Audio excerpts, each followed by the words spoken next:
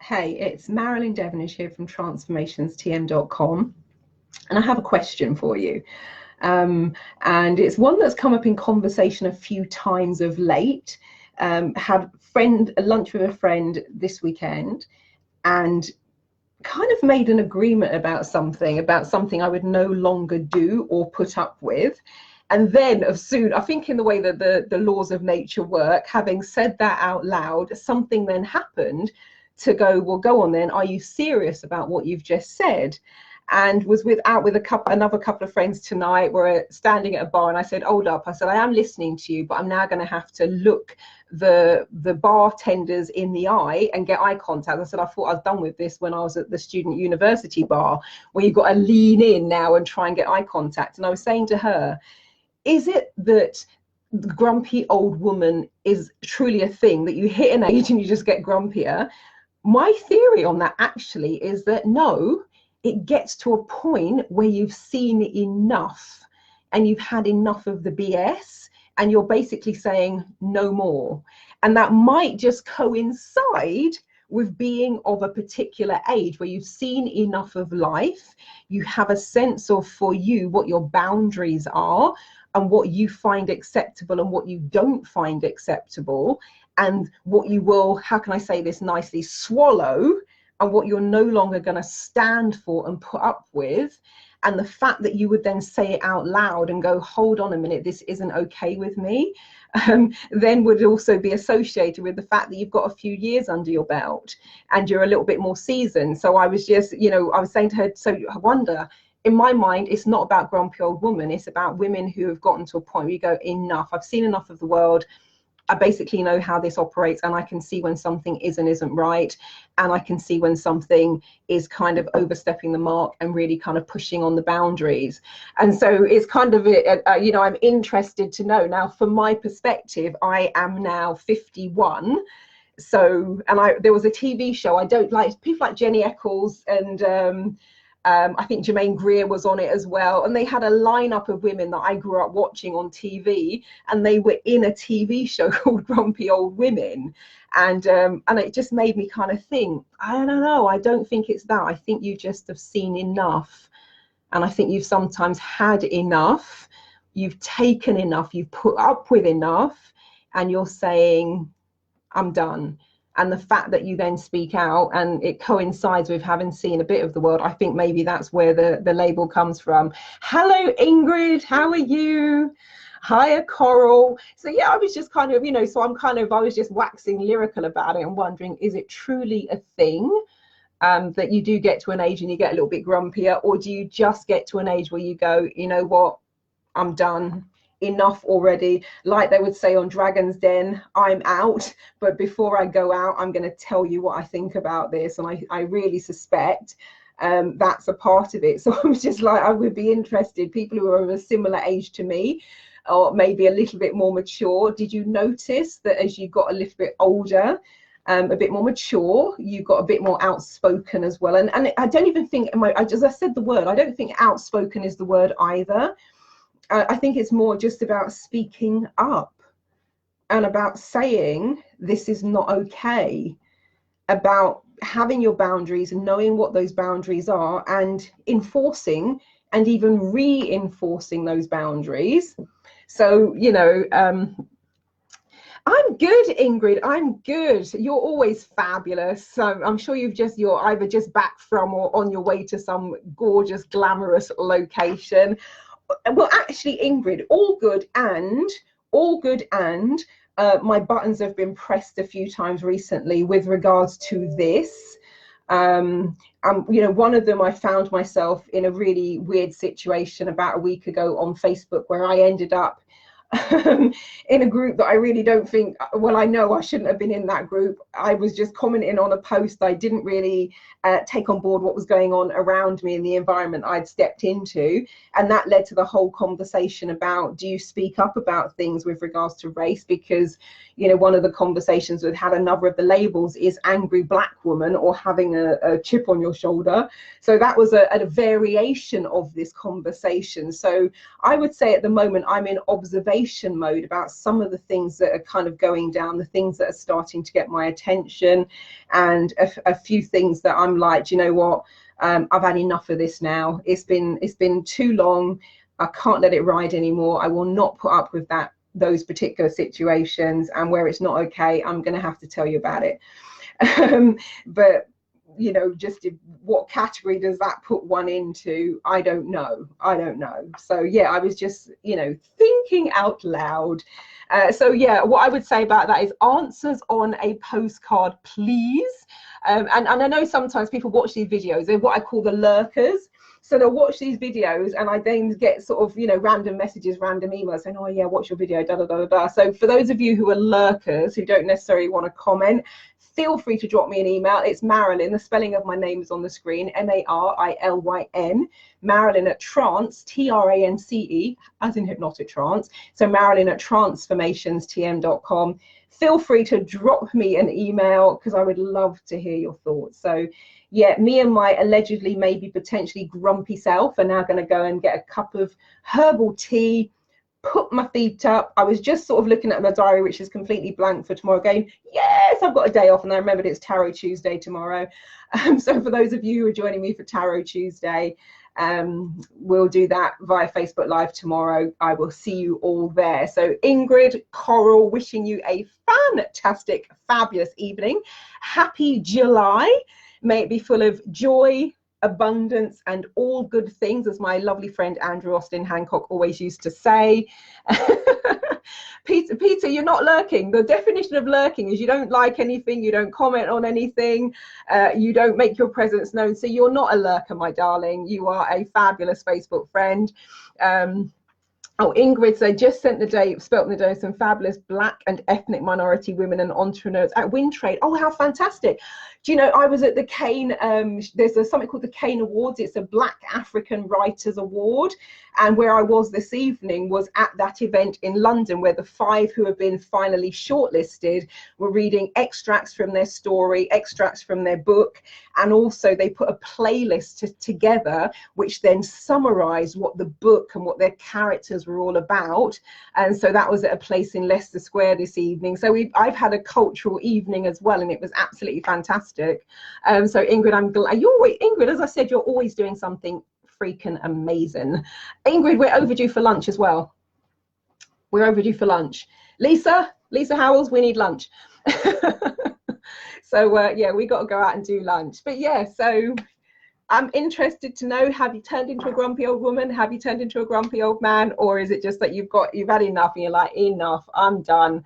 Let's stop this nonsense right now and let's call a halt to it. Oh, it was fabulous. Well, Ingrid, it's been recorded for a podcast, which I presume is open. So once I've got the link, I will send it to you. So you can have a listen to, I think they just recorded the whole thing that we were at tonight. And she's got a regular podcast anyway. So I will let you have the links. I think you might really enjoy it. So yeah, it was cool. So it's a lovely evening at my new private members club in London, Leicester Square. And my idea for that, it's nice to have somewhere in London to work, and if you want to take friends lunch and etc. But I'm also going to run my coffee catch-up sessions there, and I'm also going to do some mini masterclass sessions there as well. So that's the plan for this year. So if you want to check that out, it's www.acoffeecatchup.eventbrite.com. I'll drop the link in. So yeah, if you ever want to do and the premise behind the coffee catch-up sessions is when people say, oh, can I pick your brains? I'm like, yes, you can book a coffee catch-up session. So I do those by telephone and Skype. I also used to do them just randomly in London if I knew I was going to be in a particular place. But having the base now, the venue in Leicester Square, just makes it really easy to be able to go, this is where we will be. And we find somewhere lovely to sit in the club and we will do the session. So that's where I was. Peter Hon says, being yourself, good, bad or other, is always real and best. Seriously, Pete, it was, you know, I'm like, today I had a situation, I'm like, you know what, I can't even be bothered to lie and pretend that I'm the least bit happy about it. So I'm just going to have to say it straight as it is. And as they say, let the chips fall where they may. So, you know. Oh my God. Oh, Ingrid says, I won a Win Trade Award for health and wellness. So I'm a very, very big headed now. And your coffee catch up sounds great. Well done. Oh, Ingrid, that is absolutely amazing. No, to say I'm very proud of you sounds a bit weird because you're a little bit older than me, but I am, Ingrid, because it's sort of things you say to someone when they're younger than you. Peter says, you're always real, Marilyn. Stay your wonderful self. Yeah, Peter, do you know what, though? I mean, my friends get it. My friends, like, sometimes even they'll ring up and they'll, oh, Marilyn. I'm like, hold on right there. I say, what do you want me to do in this conversation? Do you want me just to listen? Because they'll say to me, what do you think? And my pre-frame for that is, are you sure, number one, that you want to know? Because I don't always agree with my friends. And then if they sort of go, yeah, I will then give them another chance to maneuver out of it and say, you might not like what I'm going to say because I don't necessarily agree with you. Do you still want to hear it? And so I always give people a little 5-minute warning so they can get away and they won't get all of it. But if they still stay the full course, then it's like, okay, let's do this thing. And let me tell you what my perception of it is. Coral says, not grumpy, though. I think that's another way of trying to make it a pejorative thing, to speak out by calling it that. We spend our lives being polite and quiet. And as we get older, you're so right, this is the conversation we had today. And as we get older, we start to care less about what others think, and maybe we become more direct. That was absolutely the conversation I had today. I said, I don't necessarily think it's about grump. I just said, and a friend has said to me over lunch, she says, Marilyn, she says, I love you, and sometimes I think you're too polite. Like, sometimes I think you just let people get away with too much because you're kind of a peacemaker. And I know she's right. Sometimes I'm like, you know what, it's not worth the hassle for me to even waste my time on that. But just in terms of the conversation, a few things happened which then kind of called that back up to the fore. And when, oh, you're going to do what you normally do and go, do you know what, can't even be bothered with that. I'll just let it roll. I'll leave it alone. I'm moving on to do something else. Or will you go, actually, do you know what, let's have a chat about this. Paddy says, integration leads us to authenticity, hopefully, as we get older. So people share where they are without the toxic positivity mark. That is healthy. Also, we need coffee too. Peter Hon says, I agree with that. I always try to be reasonable, but if they cross the line, watch out. And Peter, if you're not reading, just in case you're not reading the thread, Coral, Peter Hon says, spot on, Coral. Ingrid says, here comes the grumpy bit.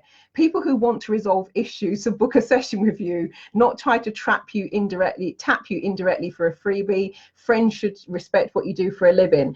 And Ingrid, the reason I created the coffee catch-up, because they're paid sessions, let me get that out there. The coffee catch-up sessions are paid sessions. They're half the price of my regular coaching session, because I'm not doing any intervention with you. I'm going to listen. You can ask me anything you like in the hour. I'm going to answer you straight out.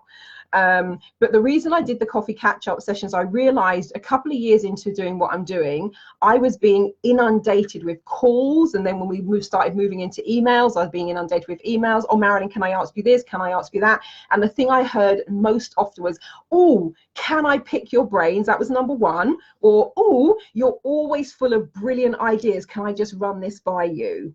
And it got to the stage where I was spending more time doing, oh, freebies. Can I just have a quick chat? And those quick chats were never quick chats. They were a good 30 to 40 minutes of relentless questioning, and me literally designing processes for people and designing workshops and, you know, restructuring their thoughts and their ideas. And in the end, when people the line was, which really then nailed it, was, can we meet up for a coffee? And what that means is, can we meet up for a coffee? I will pump you of every ounce of information I can get for you. And the day where I made the decision about creating the coffee catch-up, I distinctly remember it. We were upstairs in the cafe at Waterstones in London. A guy had said, oh, that's it. Can we meet for lunch? There's a couple of things I wanted to ask you about. Pumped me for information. And when it got to the lunch, I travelled all the way from where I live in Watford, went into the centre of London, which is not an insignificant amount of money, because even though I'm pretty close in terms of the train journey, which is 25 to 30 minutes, it's charged like a regular train journey. So it's a good £20 to get in and back in and out of London, once you add the tube and all that sort of stuff. And we both walked up to the lunch tray, and he walked off and left me to pay for our lunch, yet he was the one who invited me in. And I was like, there's something wrong with this picture. And my brain was like, Marilyn, make this the last time that you do that. And if people want the coffee catch up, now Ingrid, if you or Lisa, even you, Peter Hans, you guys know who you are. You could message me and call me and say, I'll answer you, I'll do it. But for people who are not quite in that realm, I wanted a polite way. I didn't want to just start saying no to people, because that is not in my, I didn't want to do that. But what I decided to do was I want to find a polite way to say, yes, of course you can, but I have to respect the fact that I have a mortgage to pay. And I realized that my mortgage company were not happy with taking thin air as payment. So I was filling my diary with thin air in terms of doing all these freebies. Can I pick your brain? Can I just ask you this? Can I run this idea by you? And in the end, I'm like, I need a way to do this. And the thing always, people say, can we meet for a coffee? I said, absolutely, yes, you can book a coffee catch up. And I will send you the link. And I'll be totally honest with you. I would say that what I was doing in terms of that sort of thing dropped by about 90%, 90, dropped by about 90% when I started to send out the links for the coffee catch-ups. And at first I was like, oh my gosh, but then I was like, actually, do you know what, Marilyn? That's stuff you would have been doing and had absolutely nothing in return for it. So that's really how it came about. But the guy who, you know, left me standing at the lunch counter to pay both of our lunches, and he's the one who invited me in, and he's the one who wanted to sit and ask me questions. And I'm like, I've just paid for what's going on here? And I was just like, okay, that's enough of that. So that's it. Paddy said, when you stopped being the rescuer and created those boundaries was a great day. And it was. And Paddy, don't get me wrong, because my friend told me off on Saturday, basically, because I'm still not totally over that yet. I still, you know, allow myself to, and I'd say fall into that trap sometimes. So I'm not totally over it, but I'm so much better, you know. So things like the coffee catch-ups give me a very official way to handle that situation without having to offend anyone, because it's now the same rule for everyone. You want to pick my brains, you want to sit down, you want me to help you structure X, Y, Z, sure, I'll do it, book yourself a coffee catch-up. And so, you know, I started doing those by telephone, by Skype, and when I was already in London, so I wasn't having to expense myself to go in to meet with people. And it, you know, it's worked very well for the few who then take it up, and the vast majority just disappear at the thought of it.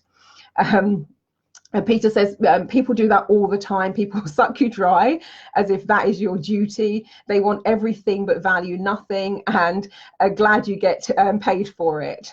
Ingrid says, brilliant solution to the situation, clever girl. I have to be honest, Ingrid, I was very pleased with myself when I came up with the idea, and I sent it to a lawyer, actually was talking about that same thing about 3 weeks ago. I sent her the link, and she said, oh, actually, that's brilliantly crafted, beautifully well written.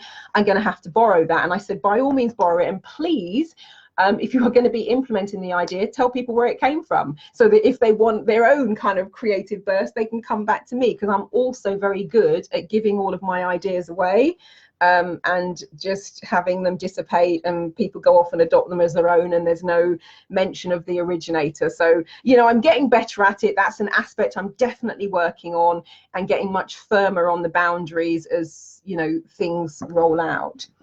Ingrid says, that guy did you a service because he woke you up to how truly valuable you are. Oh, Ingrid, you're so lovely. And he did.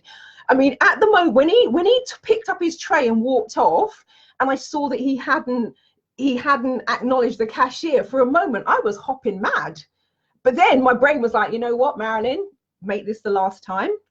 And I decided I wasn't going to make a scene of it and a big deal of it. I just paid for the lunches. I sat down, I had the meeting. But as I walked away from that, you're absolutely right, Ingrid. I thought, that's it now. Nobody's going to catch me out like that again. I'm done.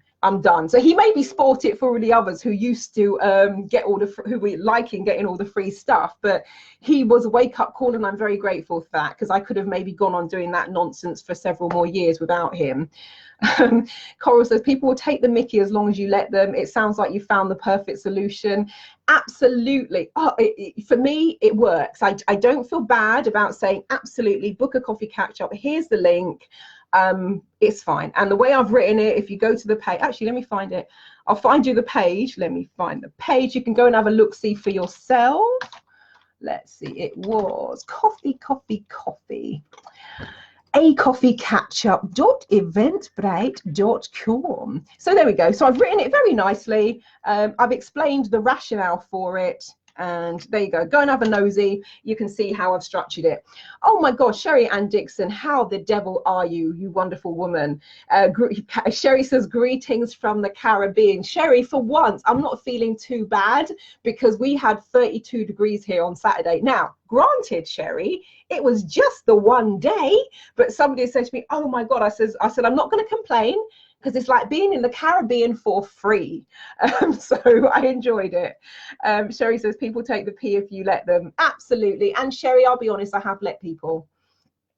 Because I do like to help when I can. And if I know I've got information that can help you, I will do my best to impart that.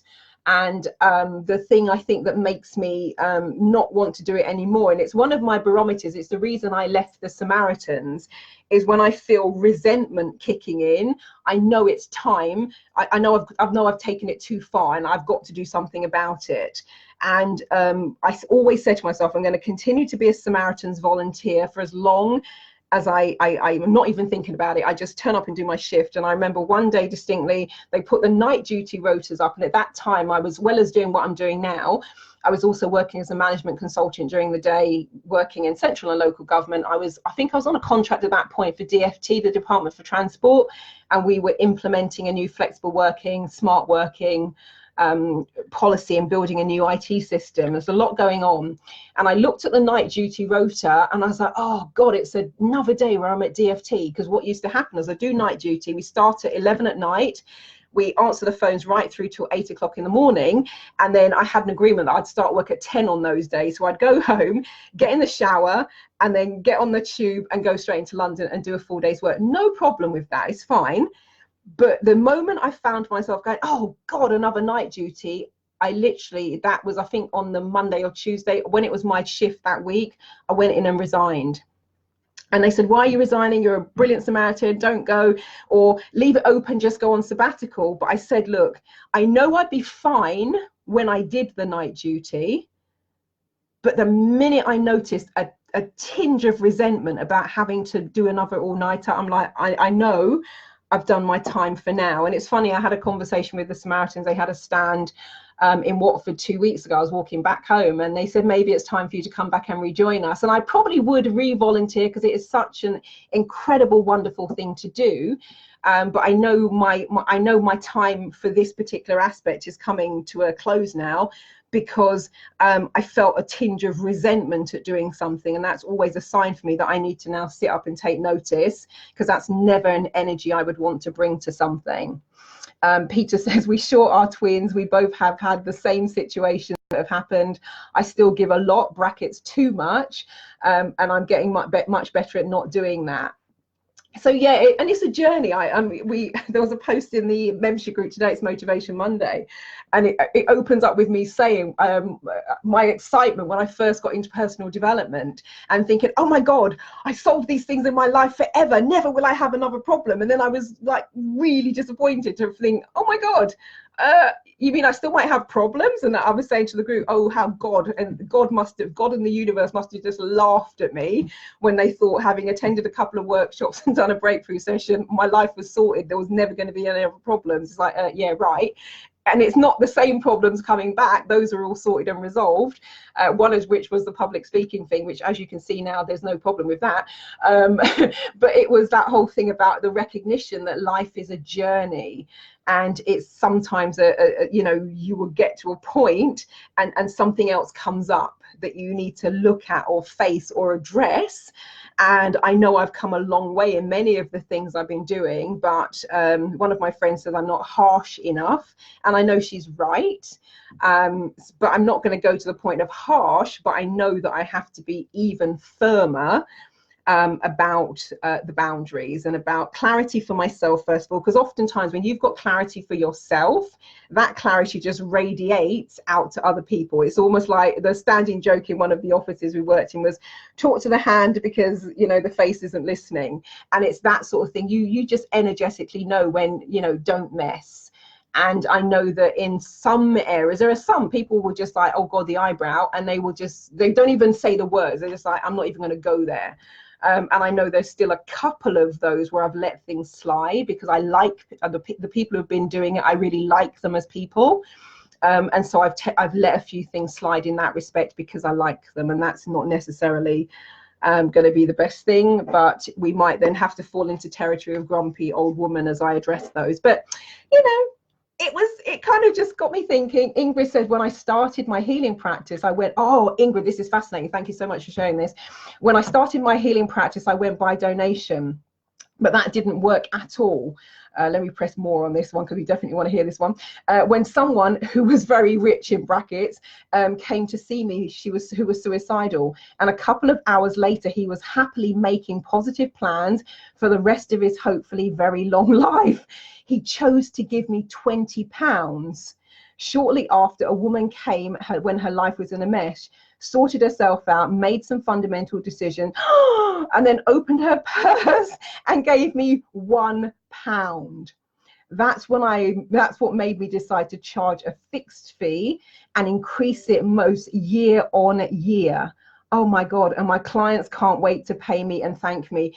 Ingrid, that is just, and I know, you know, I've heard some of that story when we were at lunch. We were at that lovely place at Euston, but thank you so much for sharing that in public, because I think that's one that people really, really need to hear, because this is a slightly different conversation to where we started, but I think it's one that's really important, is that the stigma at charging for healing work, the stigma at charging for sometimes what people would consider to be the intangible. People wouldn't think twice about buying, you know, a nice piece of jewelry, a nice rim for the car, you know, the tires on their car, the tangibles. It's easier for people to pay that and sometimes not even quibble. But when it comes to stuff like this and your services and the healing and all the rest of it, and that is so funny, because one of the things I observed, it's often the people who have the least that will be the most willing to pay you. And those who have a lot will get away with what they can. And I've noticed, you know, I was laughing a couple of times. There's a couple of people who drive really fabulous cars and they live in big houses and they're always angling to do stuff for free. And I'm like, I said to a friend, maybe that's why they're so rich. Maybe that's why they're so rich, because they don't pay for anything and they get away with what they can, you know. But it's the people who are often struggling, who are just about, you know, keeping it together. They're always the first ones to sign up for things and the first ones to pay. And that is one of the reasons, you know, the video I did before this was talking about the one day presenting with calm and confidence, one day video webinar training that I'm running. And I always have a launch price, sometimes even a pre-launch price. With this one, I've got an announcement price, which is 77 quid. I've got a pre-launch price, which is going to be 127. There's going to be the launch price, and then there's going to be the full price at 497 or whatever it's going to be. But one of the reasons I do that is because I know there are people who so want to do what I'm doing. The price range is a bit much for them, but I know that those are the ones where if it's a price that they can do it, they will do it. And the ones who want to mess about and all the rest of it, they've probably got the money to fund doing it another way. But Ingrid, what you said there about the donation thing and giving you £1 for, you know, changing a life, that's bonkers and crazy, and sadly it doesn't surprise me in the least. Oh God. Peter says, we've all been there, Ingrid, and I changed as well. Yeah, and Ingrid, I really want to talk to you about this one when we sit down for lunch. The whole thing about pricing in general, because I know many people struggle with that. You are a woman, you don't struggle with your pricing. You're like, bang, this is what it is, take it or leave it. Next. It's like, okay. So I love, you know, what you do with that. Paddy says the key is to whether we are coming from a place of fear or love. If we are helping people because we crave their approval, oh, hang on, it's moving fast, let me just go back. If we're helping people because we crave their approval or do not want to appear like we don't care, it is what I call transactional empathy. I love that. That is where the connection has been our survival strategy since we were young. We need to tap into, oh God, Paddy, you're going to try and make me swear on Facebook Live. We need to tap into our inner bastard. There we go, got away with that one. And be able to disconnect and come from a place of firm love and help people grow. The healing, not just the feeling. I love that. Hi Tash. Tash Mitch says, you never know how big someone's mortgage is. Looks can be deceiving. We need to be sustainable in our work though. Absolutely. And I realized this one, Tash, when I used to work for an investment bank in the city. Now I wasn't a stockbroker and a trader, so I wasn't on those super salaries and I wasn't getting the £1 million bonus. But one of the things that I noticed, I think it was 3 or 4 months in, I noticed that even those who are on big salaries and got bonuses were going, oh, when's payday? Is it nearly payday? And I'm like, what are you worrying about payday for? But what I realized was they had massive houses. They needed to pay to, you know, build the cellar and get it all kitted out so it could be a wine cellar. They had children in private schools. They had wonderful holidays, and they were sometimes still down to the wire, the same as people like myself who wasn't excavating a cellar in a house, 6-story house in Kensington, and I wasn't sending a troop of children to private schools. So you're absolutely right. You never quite know what's kind of going on, but that was one of the realizations, that they were still looking forward to payday as much as I was. So that really did make me laugh at the time, and I thought, I were like, whoa. So Peter says, how many times have I heard hard luck stories about how they can't afford my treatments and services, gave them many appointments, all free, only to hear from them later how they renovated their house, bought a new car, went on holiday, etc. And Peter, I have definitely been there with that one as well. Tash says, I agree with you, Ingrid, you often have to charge or told. But you have to, you might, I think the spell checker got hold of that last one. Yeah, it's, you know, it really is an interesting one. But I know many of my friends have said, Marilyn, you're undercharging, you're underpriced, you're not valuing what you do properly. I totally hear that as fold. Brilliant. You're totally right. And I understand it. I hear them. I actually do agree with them, because I know for the value that is delivered, and I know for the kind of the life changes that people have gone through. And I've got, you know, a document that's pushing up to, if I add all the pages together, it's probably pushing up to about 3.5 to 4,000 pages. It's a Word document, so that's pushing up to close to nearly 4,000 pages if I add all the various documents together, full of client testimonials. I'd say 95% of which are not in the public domain. Nobody even knows about them. So I see how people's lives change, and often that can be from a £150 session. Often that's from a one-off breakthrough session, which is £850, which does sound like a lot of money until you kind of, the situation that Ingrid is describing, that someone's suicidal, life is not going well, boom, boom, boom, boom, boom, and their whole life changes in the course of one day. And so when you weigh that 850 up against what's your life worth, and it, you know, it's like it's a no-brainer almost, but you know, totally. But I have had the thing where somebody's asking for a freebie and then I see them on an exotic holiday and I'll be like, okay then. Ingrid said, I reserve a few sessions for no charge if the client is needy and genuine. That is wonderful. And Tashmich says, fantastic, I love that. And actually, Ingrid, what I have pretty much always done when I launch a new program, someone is gifted a free place on that. Now, nobody knows about that apart from the person who's been gifted it. And what always happens, I'll be sat there going, oh, well, I've just launched a new program. And I'll maybe, you know, I'll either think about someone and they message me, or I'm saying to myself, I wonder who I'm going to gift, and that's GIFT. I wonder if who I'm going to gift this one to. And then, no word of a lie, they email me or they message me, and I'm like, it's them. And so that I've been doing that now for probably the last 10, 11 years or thereabouts. And that is my way of, you know, and go, oh my God, I was so thinking I wanted to do that and I wasn't in a position to do it. Oh my God, it's just perfect timing, yada, yada, yada. So it always works out absolutely beautifully. But it makes me smile when I'm thinking about someone and going, oh, actually, I wonder if so-and-so would like to do it as my guest. And then they get in touch. And once somebody even got in touch saying, oh, Marilyn, you know, how long is the early booking price on for? I don't get paid to the end of the month and I really love to do it. And I says, do you know what? I was just sat here thinking about you. Don't worry about it. I will sign you up. So it always works brilliantly. Ingrids says, others who I know can pay and I think are trying their luck. Do you need concessions? I tell them about a free walk-in healing clinics and also recommend the healers I have trained who charge much less than I do. And that's a really nice way to do it as well, actually. That's a bit like the coffee catch-up, where you're saying, okay, maybe you can't do the full price, maybe you need something different here. There you go, off and go and do that. That is absolutely brilliant. Oh man, but it's totally a thing. It's totally a thing, and it's one that I think many could benefit getting their head round even more congruently. And it's one, you know, even with the stuff I'm doing now. I remember, where are we now? We're 2000, yes, so 2019. So it's probably, we're going to be clocking up to 2 years ago, I think. I ran a live stream event. And somebody sent me an email saying, why is the live stream event almost the same price as a full price event?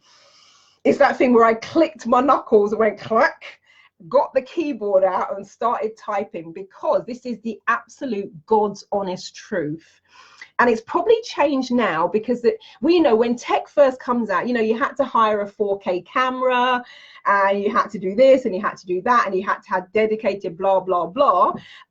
It was almost 10 times more expensive for me to live stream the event than it was to have somebody sat in the room drinking the tea and coffee that I paid for and the Marks and Spencer's cakes that I bought. And I had no qualms in telling them the reason why. I said, look, I said that is underpriced. Really, it should be 3, 4, 5, 10 times the amount that I'm charging for the in-person event. But because it's a new concept, I'm doing it at this price. But make no mistake that just because it's online, and I said, and quite frankly, you don't need to travel either. You don't need any train fares. You don't need any bus fares. You don't need any tube fares. You don't need any plane fares. You don't need to spend money on tea and coffee. Get up and go into your own kitchen. So I just laid it all out in black and white as to, you know, why I wasn't giving the live stream away for free.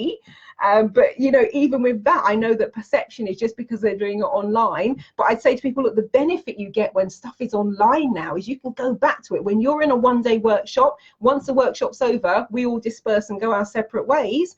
When I've run a video webinar workshop, you can go back to that as many times as you like, because the company that run that, they've been going, I think, for 10 years now, and they've got no intention of stopping anytime soon. And you're going to have lifetime access. So it's a whole different proposition. But I know it starts with me getting that clarity in my own mind, so that then that gets very clearly communicated to other people. But it's totally a thing that I definitely know it does need to be addressed, definitely in the industry that I'm in the coaching, health, well-being, healing. It's totally a conversation. Paddy says there is, oh, I love this one. Paddy says there is a story about a carpenter who was asked if he could give a cheaper price. He said, sure, what do you want me to leave out? And there's also that one about, is it the plumber who comes in, hits a particular nail in a particular place, charges something like, I don't know, $500, and somebody says, you're charging $500 for that? And he says, well, no, the nail cost $1. I'm charging $499 for knowing where to hit. You know, it's that whole, you know, scenario again, which is absolutely fantastic. So Ingrid said it's about knowing the value of what you are offering. Peter Hon says, once we truly value ourselves, we can charge appropriately. The people who genuinely need a hand can be charged less. It's an art, absolutely, and it's one that I'm, you know, definitely thinking about. It's one I'm always talking to my practitioners about as well. And when people ask me about pricing, the word, if there's one word I'm going to choose, I say to them congruence. If you are out in the world going, oh yeah, I charge £10,000 an hour, and you're all about it, and you don't even believe it yourself, and you don't believe it. It's like, forget that. You'd be better off charging a tenner and being congruent about it, because you're going to get loads of people who believe in that. Well, not a tenner, but you know what I mean. So I'd say the key thing I always say to myself is congruent. And if I am not congruent in stating a price, then I need to go back and have a little think and a little rethink about what I'm doing, and get to the point where I'm like, okay, so when they came to me with the live stream question, I was totally ready for that question, because I'd seen the bills, I'd seen the invoices, I was paying all those bills, and I'm like, don't even come to me with that. Let me just tell you how this plays out and how it goes. And so when you get to that point, and for me, when I do this, because I feel it, I feel congruence. It's like it's straight down the line. It's like this is it, and I feel it in my solar plexus. I'm good. And so that's how I've come to, and there are a couple of things I know I'm doing that are definitely underpriced. But number one, it's really fun to do them, and number two, it's a great entry point, and number three, it gives people so much information that it helps them move their life on massively, even if they never do another thing with me again. And I take my lead from that, from the person that I trained with. I've looked at what they sort of charge, and I thought, right, I'm going to keep it something similar. So there are some I absolutely know, I'm like, man, this is worth so much more than I'm charging for it. But it delivers in so many wonderful ways. It's kind of a joy to almost, I guess in supermarket terms, you sort of call it a loss leader, don't you, where you do this thing because it's just so great. And so I know I've got definitely one or two of those, but it's an interesting one. But I think, as everybody's basically been saying here, it is internal. That you kind of go to yourself, is this right? Is this okay? How does this feel for me? Does this make sense? And then once you've done that, you can now kind of go back out into the world and deliver that. And if you need to, not that you should have to, but if you need to, you can totally justify what's going on with that, and kind of, where it comes from. And a whole different conversation again is that whole thing about, speaking for free, because the industry has flipped dramatically. When I first started, a bit like the supermodel, I wouldn't get out of bed unless you're paying me to come and speak. That's just the way it was. And then suddenly the industry flipped to these, 1-day events, 2-day events, 3-day events that were completely free of charge. And so people then got into the mindset that pretty much everything should be free. So there are so many permutations to this. It's a fascinating one, and it kind of comes back to where we started about the is it a grumpy old woman thing, or have you just seen enough of the world that you go, no, not today. There's a meme that goes around that says, "Not today, Satan, not today," and it just so made me giggle the first time I saw it. But it is a little bit like that, and I would say, the conversation about worth and value and all the rest of it is definitely mixed up in all of that. But seriously, if you're just coming into this video now, if you don't even, because it's been like, oh my god, 42 minutes, so you might not necessarily, I often have Facebook Live just playing in the background, I'm just listening. But if you're not able to do that, please at least go back and scroll through this thread, because the gems that have been shared on this thread about, number one, the start of the conversation, but also in terms of congruence, in terms of pricing, in terms of, value, in terms of what you give, and drawing the line and the boundaries, go back and scroll through these comments. They're absolutely brilliant. And definitely worth reading. So, thank you all. Thank you, Peter. Thank you, Coral. Thank you, Paddy. Thank you, Ingrid. Thank you, Tash, for your wonderful contributions. There is some gold there. Thank you, Sherry, all the way from the Caribbean. I'm not envious because we had our one hot day. I'm still, dining out on that. So I'm all good for now. But thank you. Seriously, scroll through these comments, read what people have shared. It's absolute gold. Paddy says, sometimes when you think it's too cheap and too expensive at the same time, you're probably on the right price.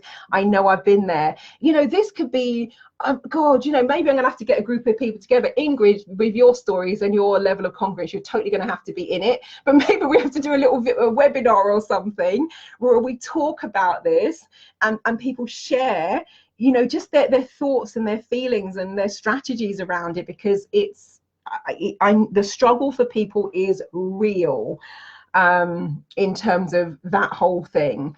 And Peter says, I just happened to be free when you were on. Thoroughly enjoyed your wonderful inspiration, grumpy or otherwise. Thank you, Peter. Always a pleasure to correspond with you. You're just fabulous. We have lots of fun in our other group. Yeah, I just want to say thank you all. I really, really do. And if you're watching this video and you've read the comments and you want to put, add your own comments, please feel free to do that as well. It's always fascinating to hear from you. And of course, what it means when you put in the comments, and people who've already commented can read that as well, and maybe even they might want to share a bit more on that and contribute as well. So thank you for a most scintillating and fascinating conversation. I've loved it. We've kind of, I'll probably listen back and go, how did we get to talk about that? Because we've covered a range of stuff, but that is absolutely cool. Thank you so much. I love you all. Oh, Ingrid says, count me in. Perfect, because Ingrid, the platform that I'm using to now roll out the one-day video webinar trainings, the platform, we can also stream it live to Facebook. So we would be in the webinar group. We could also stream to Facebook.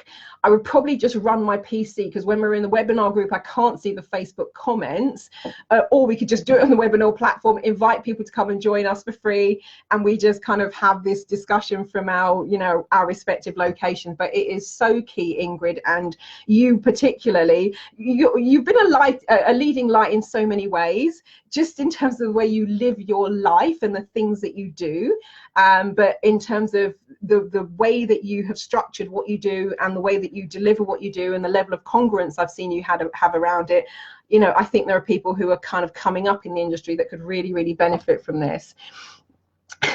Oh, Paddy says, great video, Marilyn. See you at the beach in the cinema. Totally, Paddy. There's a whole website. If I haven't sent it to you, I think it was in the thread actually. But you know, we have Watford Big Beach and Watford Big Events. But I'll send you the link. Totally check out. I'm going to see Black Panther. Let me tell you when Black Panther is, because I'm like, it's in my diary.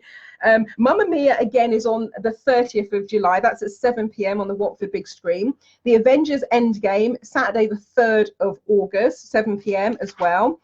Black Panther, Monday the 5th of August at 7 p.m. So I've got those three in my diary. And normally what I'll do is, because generally I'm not running work, well, I might be now with video webinars, but I'm not running workshops generally during July and August. So I spend quite a lot of time at Watford Beach. It is huge amounts of fun. So Paddy, if you can make it, come down, let's sit in the sand, eat popcorn, you know, eat ice cream, slush puppies, whatever, and let's have some fun. Paddy says it's a date. Ingrid says, sweet talking woman. Brilliant, brilliant. Oh my God, it's been so fantastic to speak to you all. I've absolutely loved it. It's felt like we've been in a like a little speakeasy room together. That's one of the things I love about social media. Oh man, it's just amazing. Absolutely bloody amazing. So thank you all. Wishing you a, oh my God, we're in a new month. It's July. So wishing you a joy-filled, abundant, successful, fabulous, beyond your wildest dreams and so much more month of July and beyond. And I definitely look forward to continuing this conversation, because there's some stuff that we could really, you know, help people with here as well. So thank you all for joining me. I'll catch you later. And thank you for those of you who are not here live but took the time to watch the replay. I really appreciate it. And feel free, if you want to share this video, if anyone else would benefit from this conversation and reading these fabulous comments, then, you know, always feel free to do that as well. Thank you. Goodbye.